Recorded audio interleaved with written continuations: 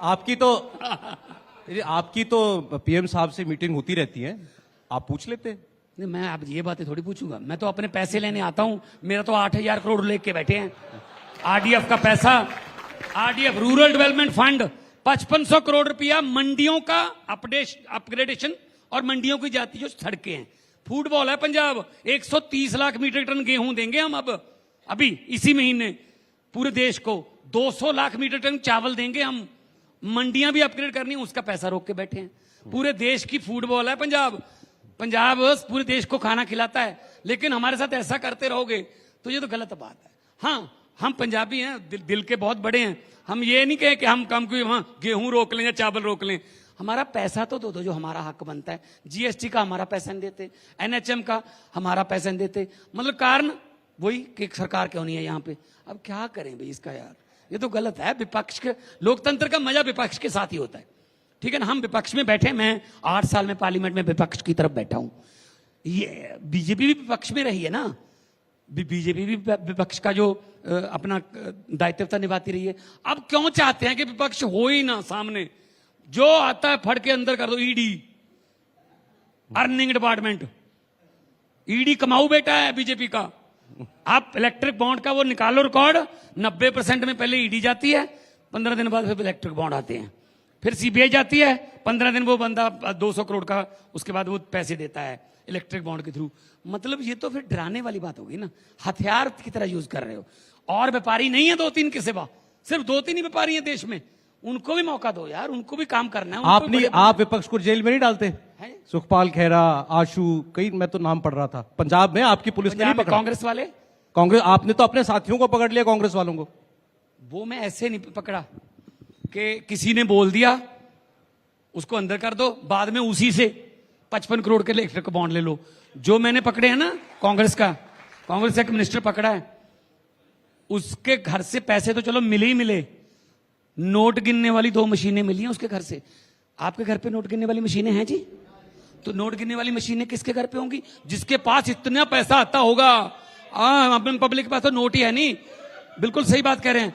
अबे इसका मतलब ये है, अगर उसके घर पे नोट गिनने वाली मशीन है, सोचो कि उसका परिवार जो है उसने भी मना कर दिया होगा कि हर रोज हमसे नहीं गिने जाते, अपना मशीन में बुला लो। मतलब वो बंदे अंदर किए मैंने, मैं उसको मिला नहीं कभी, मैं जानता नहीं उसको। और जो भी अंदर किए पंजाब में, मैं पॉलिटिकल वेंडेटा नहीं करता, मैंने अपने भी किए। मेरे वाला ही बताओ, मेरा सेहत मंत्री, मेरा जो हेल्थ मिनिस्टर था, उसके बारे में मुझे पता चला 2 दिन में सबूत लेके मैंने उसको मिनिस्ट्री से उतार के उस पर पर्चा करवाया है। मेरे एक एमएलए के बारे में खबर आई, मैंने इमीडिएटली उस पर जो है विजिलेंस का रेड करवा के उस पर पर्चा कराया। भाई साहब, अगर हम ये करने थोड़ी आए थे यार राजनीति में। मैं तो बहुत फेमस कलाकार था, तो आपने लफ्टर चैलेंज में सब में देखा होगा, करोड़ों रुपया कमाता था। मैं कौन सा कोई फेल कलाकार था कि उधर फेल हो गया अब इधर आ गया है? मैंने कहा यार पैसे तो चलते रहे, चलो ठीक है, लेकिन देश के लिए भी कुछ करना है। तो हम लोग पैसे कमाने नहीं आए, जितने मर्जी इकट्ठे कर लो पैसे हीरे मोती, मगर ख्याल इतना रहे कफन पे जेब नहीं होती। तो सब कुछ यहीं तो रह जाएगा, कहां लेके जाएंगे? क्यों गरीबों को लूट रहे हो? क्यों नहीं किसी को मौका दे? अब वही पंजाब कैसे ठीक चल रहा है जी 2 साल में? वही पंजाब में बिजली, 90% घरों को पंजाब में बिजली का बिल नहीं आता। 90% घरों में पंजाब में, पता कर लेना, जहां से 200 किलोमीटर है, आप रिश्तेदारों को पता कर लेना, ठीक है ना। हम वैसे नहीं करते। 43,000 नौकरियां दे दी सरकारी, और एक भी बंदा कह दे 1 रुपया भी कोई करप्शन का, या कोई इवन मंत्री को सिफारिश लगानी पड़ी हो, एक घर में 2-2, 3-3 नौकरियां भी मिल गई। अब कैसे चल रहा है पंजाब? तो सबको नीयत साफ हो तो सब कुछ ठीक हो जाता है। लेकिन हाँ, आपने काम को करना नहीं है, कोई ना कोई जुमले छोड़ते रहना है, उससे तो फिर 1-2 बार तो चलो काट की हांडी हो जाती है, लेकिन बार बार नहीं चढ़ती काट की हांडी। अब लोगों को, देश के लोगों को पता चल गया। अब तो सुनने में भी जब सुनते हैं, पता नहीं क्या बोल दें, क्या मतलब इंटरनेशनल लेवल पे हमारा बदनामी हो रही है।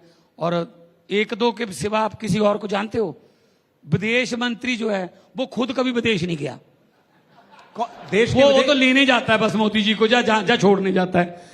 खुद ही जाते हैं, मैं ही हूं सब कुछ। अभी समुद्र में भी वही जाते हैं, आसमान में भी वही जाते हैं। अभी आपके बाद आने वाले हैं विदेश मंत्री आपके बाद पूछ लेना उनसे कि कितनी बार गए हो। अच्छा ठीक। आज हम पार्टी की बात कर रहे थे। आमतौर पे क्या होता है ना, जब प्रधानमंत्री ट्रैवल करते हैं तो बड़े बड़े पत्रकार उसी प्लेन में, और विदेश मंत्री उसी प्लेन में ट्रैवल करते हैं।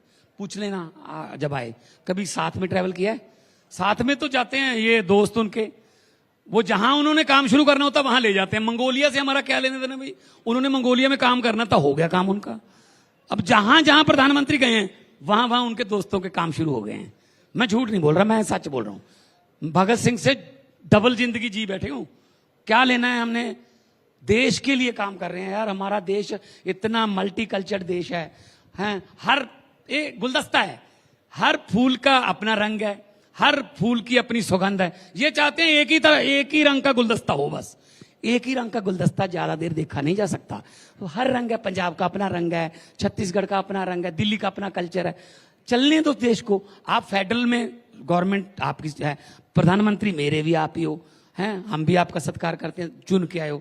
लेकिन किसानों को आप आने नहीं देते दिल्ली, सवा साल यहां बिठा के रखे बॉर्डर पर, है ना। जब किसान आते हैं गोलियां चलाते हो आप। मुझे पत्रकारों ने पूछा कि किसान दिल्ली क्यों आते हैं। मैंने कहा मुझे ये बताओ, मोदी जी दिल्ली क्यों आए गुजरात से?